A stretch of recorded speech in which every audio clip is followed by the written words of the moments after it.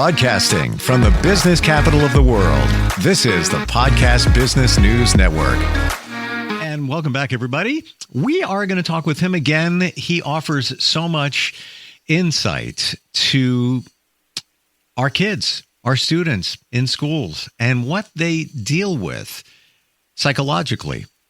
We've also gotten a lot of feedback from students on the reverse of that would like to go into the field potentially as a school psychologist. And he worked for many, many years at the Reed Union School District in San Francisco. This is Good Advice Helps with Dr. Allan Gold, and he's back with us. Hey, Allan, how you doing today? Okay, thank you. Just one correction.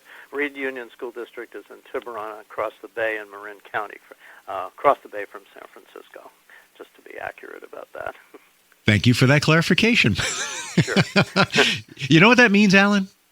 What? That means I need to get to San Francisco and get my geography correct. That's right. That's it. Road trip. It's a reason for Steve to get on a plane, and I will. Any reason is a good reason. Want to share with everybody, if you want to check in, 631-438-1576, or you can check in with us, instantfeedbacksteve@gmail.com. And Tara did. She's from Pittsburgh. She says, my son has shown signs of social anxiety. He's 12 and often says he's uncomfortable in school and being around classmates. Have you ever had to deal with a student with this challenge? Yes, absolutely. And I will say it's one of the more challenging child conditions to have to deal with. It all depends who the child is, kind of anxious about being around. Is it other children? Is it adults as well? And it's an excellent job for a school psychologist or a school counselor to work with that child. It's important to talk with the parents to see if that's been a lifelong condition from the time the child was a very young child. Maybe, who knows, I don't have enough information, but is this an only child? Did they not have the opportunity to go to preschool and interact with other kids?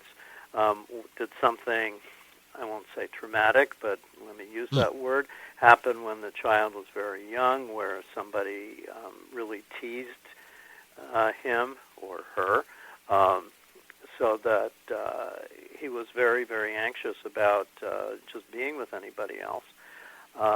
So trying to deconstruct the history is important to see if there was an event that happened during the child's life, or if the child was just always rather shy and wasn't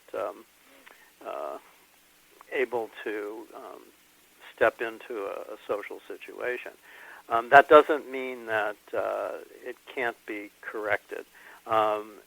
Working with a 12-year-old is actually very good. It's much different than working with a 5-year-old because, if the child were willing to meet to talk about that, and if it would be fine to meet with the mom and the child too, if he were shy, for the school psychologist to build that relationship with the child, really get to know him, and then eventually, hopefully not too long, but to find out what's really making him anxious. Was there an event that somebody was really mean to him? Is he just shy, afraid to say the wrong thing? And I think, sort of exploring, hopefully the child has, at least if he can express the fact that he's uncomfortable at school, that's a positive step, because then he's aware that he is experiencing this anxiety. So to try to, it's like any phobia. You want to, if it's fear of other people or fear of anything, you want to gradually approach that in a little way, so in little baby steps. So maybe we could talk about what his biggest fears about talking to other kids. Maybe he's afraid that he's not a good student and kids are going to make fun of him. And to try to boost his self-esteem. And that's really, really important, because if anybody who's socially anxious probably has some aspect of themselves that they don't feel very good about. I'm not a good athlete. Kids are going to make fun of me. I'm not very smart. Those kind of things. And to help build the self-esteem. And then take like a really little baby step. In this case, I would ask, is there any kid in your class that seems like a nice kid that you might like to be friends with? And maybe invite that kid to play a game in my office or something like that, just to help reduce some of the anxiety.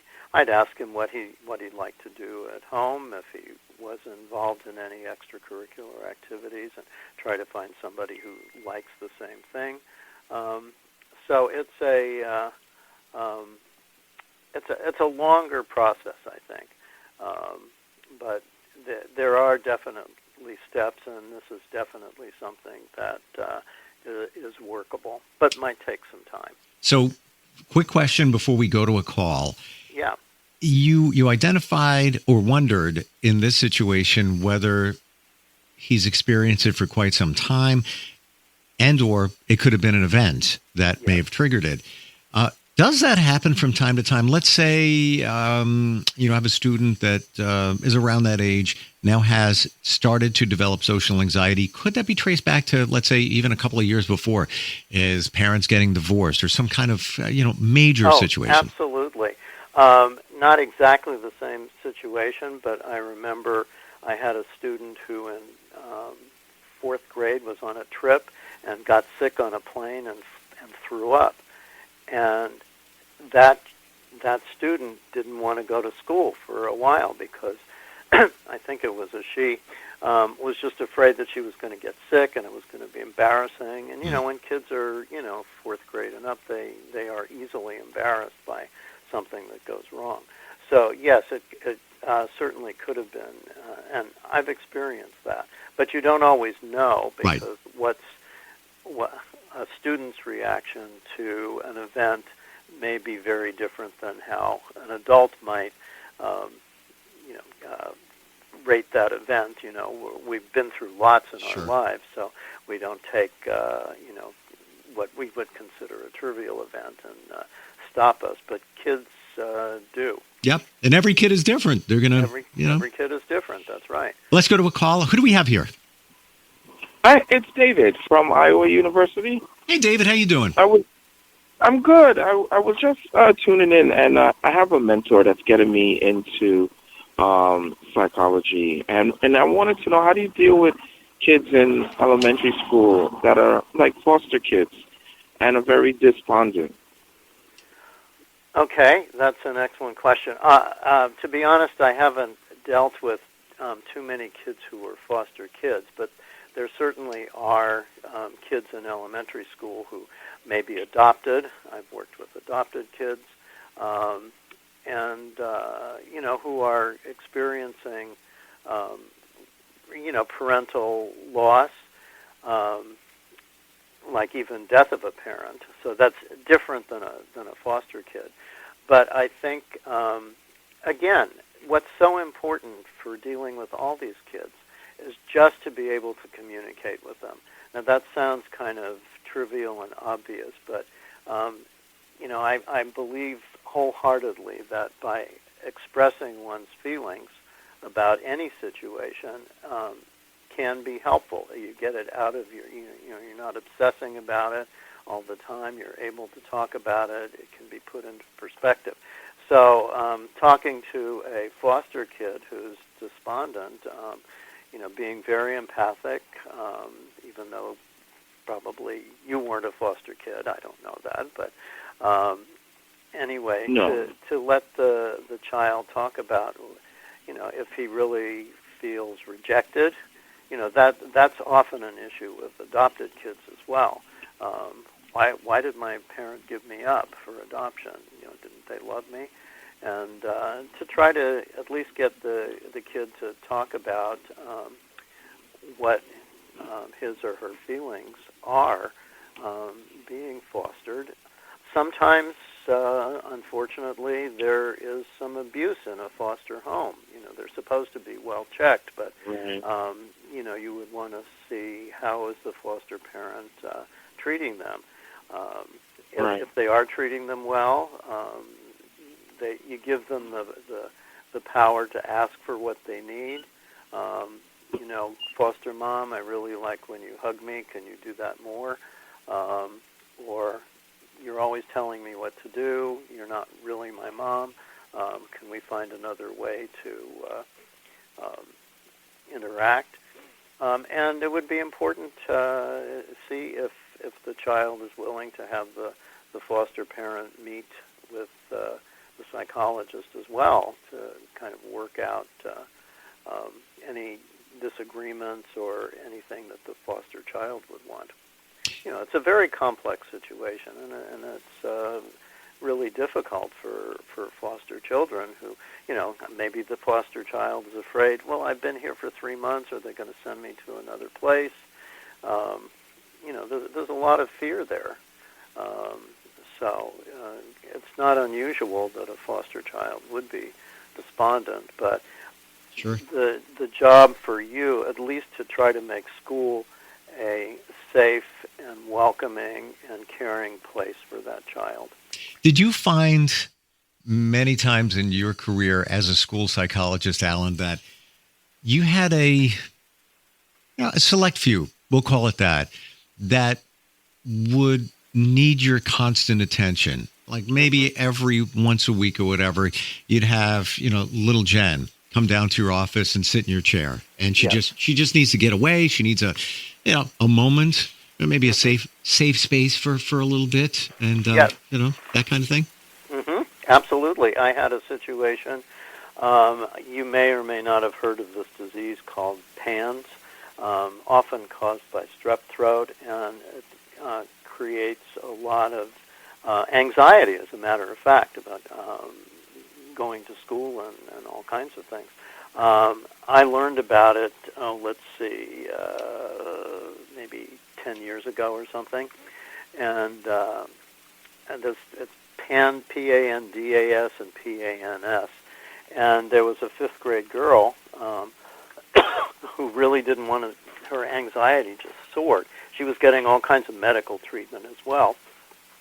And every once a week I would meet with her at the beginning of Wednesday, and her parents actually, usually one of her parents, excuse me, would sit with her in class because she was afraid to do that. But she loved coming to talk to me, and I would walk her up to her classroom and make sure that she was feeling okay. And it got better over the years. She went to the middle school, but she needed weekly,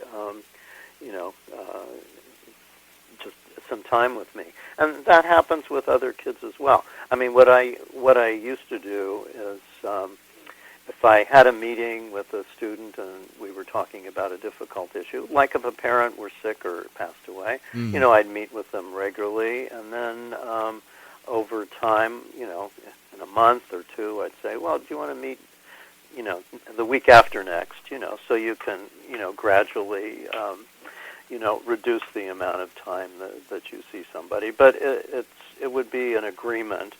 I would always feel like whatever the kid wants to do, I'm there for that kid, and I will do that.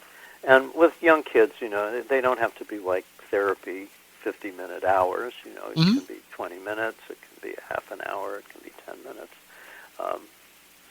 But some kids really just need that. Just knowing that they have a safety net in you, that, something presents itself, and sometimes you just need to talk to somebody, or just, even in the case of, Tara, who checked in about her child with social anxiety, sometimes, there can be a lot. Let's say there was an assembly and there's a lot of students all gathered together at one moment and feeling uncomfortable about it, they know that they can come down to you. Yes, yes. What would you say was some of your bigger challenges in dealing with students? What when it presented itself, those situations where you just knew this guy's going to be a little bit more. There's more here. Yeah, I mean, I had not very many, but some pre-psychotic kids who were, having, hallucinations or mental,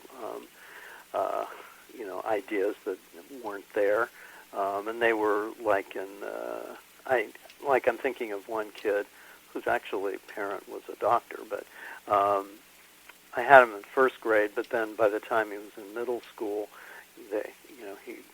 there were a lot of, I don't want to go into great detail here, but a lot of pre-psychotic behaviors. So we obviously encouraged the parents to take the kid to a psychiatrist and see what was going on. That's pretty rare. Other kids that I found difficult were ones that didn't want to talk. It may not have been a crisis kind of thing like the psychotic kid, but I always found it harder. If a kid really just didn't want to open up and talk, it was like, what do I do to make the connection with this kid? So that for me was a personal difficulty. Kids who were extremely depressed or had eating disorders. There are middle school girls that sometimes it would be a boy, but mostly girls who would have pretty serious eating disorders. Kids who were their behaviors were getting more and more unmanageable, emotionally disturbed, and then they would probably be in special education, and then we would have to explore the possibility of a special day class, a special school, or even residential treatment for kids. Fortunately, it didn't happen that often, but it did happen, and so and that's very. I mean, I had kids that it was arranged with residential treatment for them to be. I don't like to say the word kidnapped, but because it was arranged with the parents, but they would come to the parents' house in the middle of the night and take the kid off to a residential treatment center, like in Utah or something like that. So those were the hardest ones to deal with, because making those decisions, when is it right to acknowledge that no, regular school isn't working. The federal law about special education says that children should be in the least restrictive environment. So that's as close to regular classes as possible. And then special education, might be a period or two a day, or a special day class would be for more than half the day, and then if it's still not working, then a special school could be public or private, or, like I said, a residential treatment. So that sparks a thought in my mind. In your career, have you been in situations, and we're going to go deep here, pretty serious, where you needed to alert others about a child situation that I don't want to say that they were in harm, but you had concern where you had to elevate the focus on the child. Yeah, definitely. Although kids are pretty good at what should I say, making themselves obvious. So, for example, in the 7th grade, we did an SOS training for all 7th graders. That stands for Signs of Suicide. So I would work with my co-psychologist, and we would meet with kids for one period for a whole day, and then explain, acknowledge, care, and tell, which was the ACT. So if a friend comes and says that they're thinking of hurting themselves, You acknowledge them. You don't just push them off. You express care, and then you tell somebody. You tell an adult. So we talked all about that process, and then we would have kids fill out these little surveys, and then we would, after that, we would talk to the kids directly about what's going on, and then we are responsible. All school employees are responsible if they're really worried about a kid hurting himself or herself or being hurt or others. There's a legal responsibility to tell. If it's not the parents doing the hurting, we obviously tell the parents first. And then, we have been concerned about kids and carefully monitored them. Yes, it's that has happened in my career. It's a big responsibility. It really it is a big responsibility. Yeah. And then, other kids, if they're, fortunately I worked in a district where there wasn't a lot of physical fighting. There was a lot of, name calling and that kind of bullying. But if there is bullying, then you certainly need to inform parents about that. There are kids who are, what do they call it? Eloping, where they run away from the campus. So those are other kinds of kids. I remember a long time ago, back in the 80s, I was chasing a 10-year-old, around the campus and finally got him. And just recently, in the last year or two, we had a fourth grader that kept running away. So those are kids that we have to keep a very, very close tab on. And obviously try to figure out, okay, why are you running away? But yeah, there are numbers of situations that require careful monitoring, telling, and obviously if there's any hurt involved. I used to do what I called the touch program about child abuse for 4th and 5th graders, and if any kid told me about being hurt or abused, then my obligation was to call Child Protective Services right away. Wow. So there's a lot of responsibility. Yeah, and especially when you're dealing with not only the child, then the parents, and if there's suspicion that there's some challenges with the parents, then you've got to do what you've got to do. You have to do what you have to do, right? Wow. Appreciate all of this. A lot of insight today. I know we get a little bit deep there, but all with good reason. Moving forward, anybody you want to reach out, you have a question, whether it's a career question or even something involving your children in school and more, you can always reach us, instantfeedbacksteve@gmail.com. Allan. Yeah, can I make one final comment? Please do. Anybody listening who is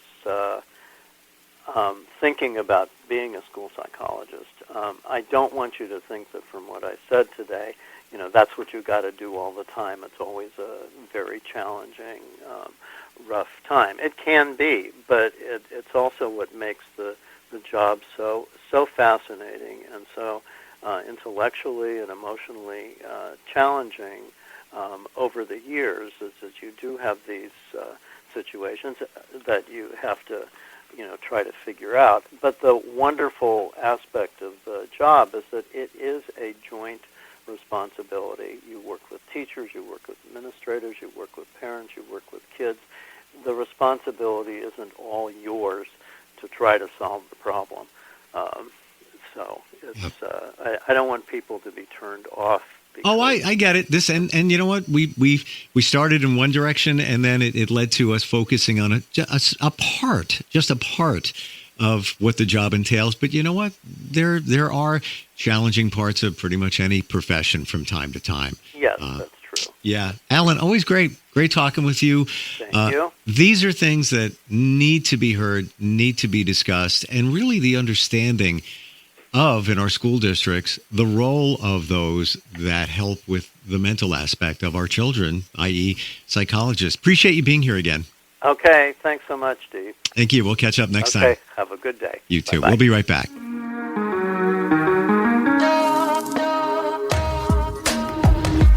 Broadcasting from the business capital of the world, this is the Podcast Business News Network. Adopt US Kids presents Multiple Choice Parenting. Your daughter just had her first breakup. Do you A, put yourself in her shoes? How could he do this to you? And for Sheila, she has split ends. B, console her? Oh, sweetie, this is going to happen a lot. 4, maybe 5 more times before you get married. C, take charge? Got to get this all straightened out. Give a little talking to, man to man, mano a mano. Hey, Steve! It's now a good time? No? Okay, no problem. Bye. Or D, help her find a new boyfriend? I know a great place to meet boys. The internet. Nice, single boys. Never mind. How about some ice cream? As a parent, there are no perfect answers. But you don't have to be perfect to be a perfect parent. Thousands of teens in foster care will love you just the same. For more information on how you can adopt, visit adoptuskids.org. A public service announcement from the U.S. Department of Health and Human Services, Adopt U.S. Kids, and the Ad Council.